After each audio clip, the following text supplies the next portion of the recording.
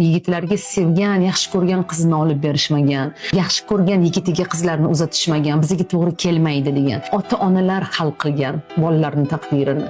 Va mana shu yerda chiroyli bitta maqolga ko'zimiz tushdi. Sevmagan inson bilan yashash jonga qasd qilishdir deb nomlanadi bu.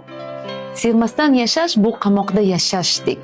Bu asta-sekin o'zingizni yo'qotish, yuragingizni, ruhingizni, haqiqiy meningizni so'ndirish demakdir.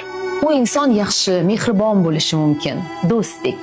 Sizlar birga choy ichasiz, kulishasiz, hatto bolalaringiz, umumiy qiziqishlaringiz, yillar davomida yig'ilgan xotiralaringiz bor.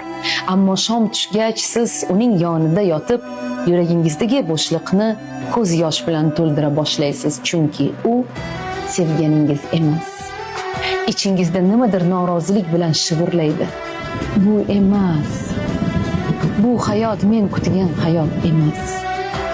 Bunday munosabat kundan kunga bo'g'adi.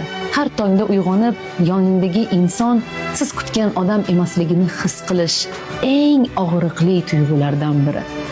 Ko'pchilik bunga ko'nikadi. Yillar o'tadi, hayot o'tadi, ular o'zini afsuski yo'qotib qo'yadi. Ammo ishoning, bir kun sevgida quriladigan haqiqiy munosabatni topish umidi bilan yashash 1000 marta yaxshiroq.